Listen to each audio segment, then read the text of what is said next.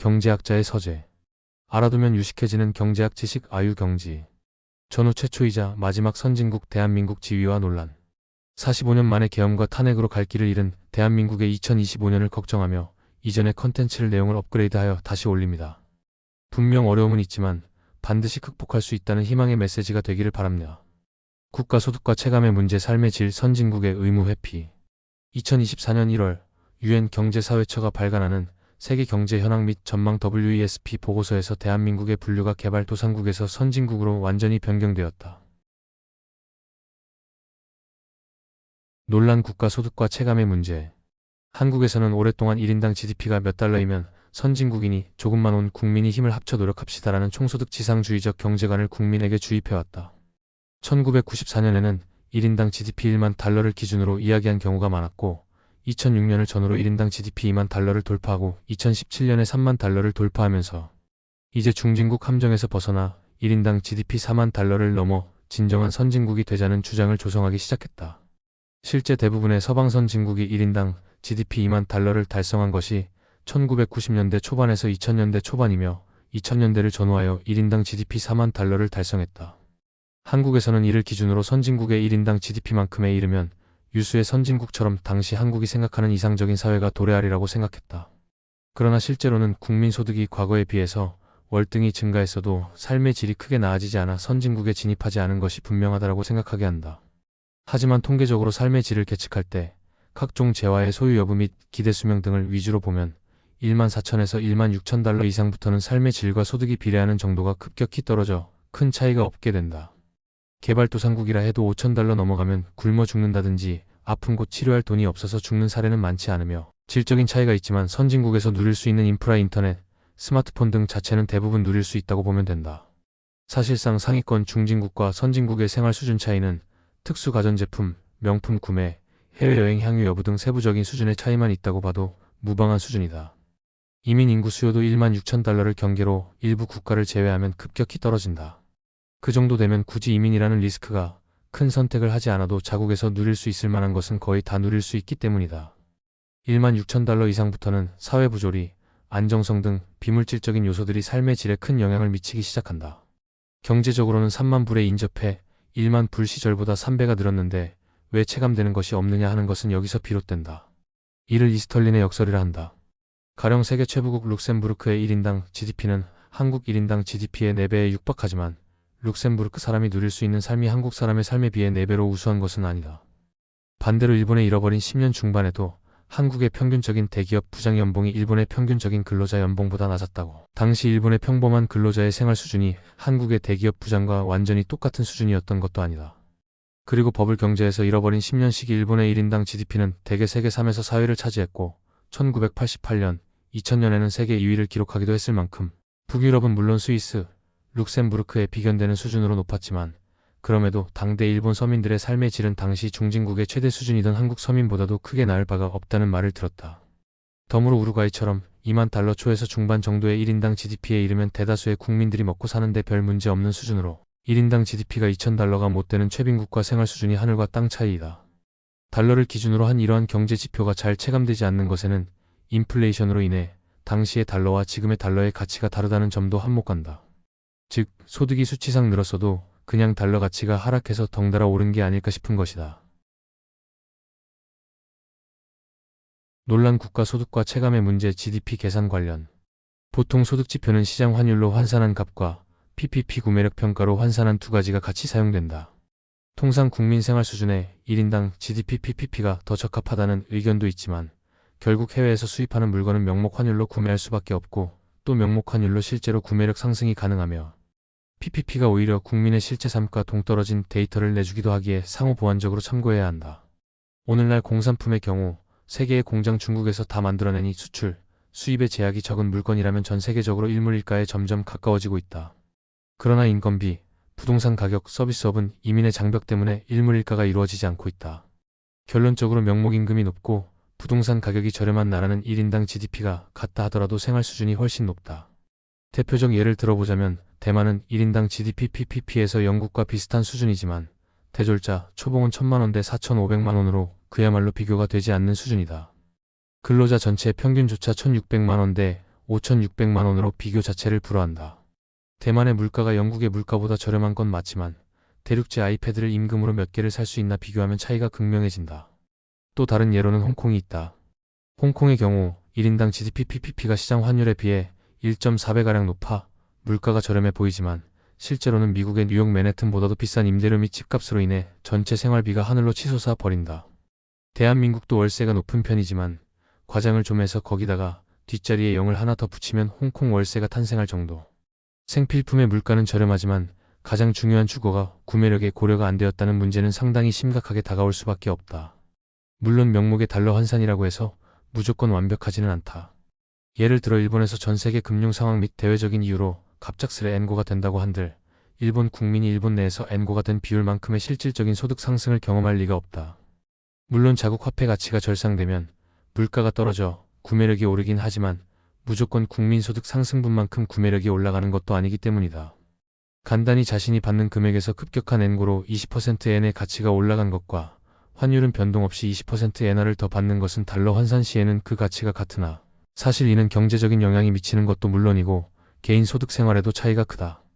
여하튼 명목 달러 환산이든 PPP 환산이나 완벽하다고 보긴 어려우나 PPP의 환율로는 해외의 물건을 수입할 수 없고 또 환율 가치가 그 나라의 수준을 보여주므로 명목을 바탕으로 PPP를 추가로 고려하는 것이 무난하다 할 수 있겠다. 논란 삶의 질. 한국 사회의 후진성을 이야기할 때 OECD 통계에 나타나는 낮은 삶의 질, 긴 노동시간 등이 꼭 언급되곤 하는데 한편으론 이 긴 노동시간조차도 어느 정도는 양질의 직업 요건에 들기도 한다는 점을 지적하는 경우도 있다. 노동시간이 길다는 것은 그 시간만큼 고용되어 있다는 뜻이므로 파트타임으로 일하는 노동 비중이 적다는 뜻이기 때문이다. 물론 한국의 낮은 삶의 질, 긴 노동시간 등 같은 부분은 한국이 더욱 살기 좋은 국가가 되려면 반드시 개선돼야 할 큰 문제점이고 실제로 OECD에서 지적받기도 했다. 대한민국 정부 수립 이후 2000년대까지 정부가 집중해온 국민의 삶의 질 개선 노력은 경제 측면에 집중되어 왔다. 그것 때문인지 노동자 문제에는 아주 소홀해서 2000년대 이전에는 토요일에도 낮 시간대에 노동을 당연시했고 낮 오후 시간대에도 지상파 방송에서는 정파를 쏘아 보냈던 시절이 있었다. 그러다가 2004년부터 공공기관을 위시로 한 주 5일제 노동이 실시되어 점차 민간 기업에도 확산되었고 21세기 들어 인터넷, 케이블 방송 대중화와 지상파 24시간 시대가 열리면서 문화 다양성이 보장되어 지금은 이전에 비하면 생활의 질이 많이 개선된 것이다. 삶의 질이나 국민 행복도 같은 지표는 사회를 반영하는 중요한 정보이므로 흘러넘기면 안 되지만 그렇다고 그런 추상적인 가치들에 너무 매몰되어서 한국이 낮게 나온 지표들만 들이밀며 한국이 선진국이 아니라고 주장하는 것 또한 올바르지 못하다. 그마저도 최근 들어서 상기된 문단에서 언급된 노동시간도 과거에 비하면 괄목할 수준으로 감소하여 한때 2200시간 이상을 상회하던 노동시간이 현재는 1900시간으로 감소했다. 반대로 말하면 한국 사회에서 주간의 기초한 행복도에 관해 사람들이 불만을 표하고 논쟁이 이루어지기 시작했다는 것은 그만큼 한국 사회가 이제는 인간다운 문제에 신경 쓸 수준으로 발전했으며 이런 문제점들을 어떻게 개선할지 고민할 정도로 여유가 생겼다는 방증이기도 하다. 사실 프랑스도 여유로운 노동 환경을 만들려고 오랫동안 국민들이 치열한 투쟁을 거쳤다. 다시 말해 사람들이 쉬고 싶다고 정부에 항의한 끝에 쟁취한 결과다. 희한하게도 프랑스에서는 그렇게 힘겹게 얻은 노동시간이 주 35시간 국가 발전을 저해하게 한다는 여론이 거세다. 그래서 노동시간을 늘리자는 주장이 일각에서 꾸준히 나왔다.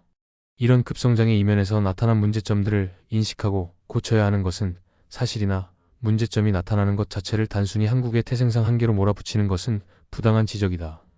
지금 한국이 겪는 사회 문제는 이전 서구나 일본 등에서도 비슷한 식으로 나타났기 때문이다. 19세기에서 20세기 유럽에서 사회주의가 뜬 것도 아동 노동력 착취 등 열악하기 그지없는 노동 인권 상황이 한몫했다. 단지 현 대다수의 선진국들이 근대화를 하던 당시엔 워낙 인권 자체가 열악해서 사람의 시체와 뼈 위에 근대화를 쌓아 올리는 게 용이했을 뿐이다. 그 당시엔 세계 각국에서는 산업화 과정에서 사람이 얼마나 죽던 이슈조차도 되지 않았다. 지금 같으면 생각하기 힘들지만 출산율도 워낙 높았고 집에서 기껏 키운 자녀들이 산업 현장에서 죽어가도 국가적으로 문제조차 안 되던 시기가 유럽, 북미, 일본이 산업화를 하던 19세기였다.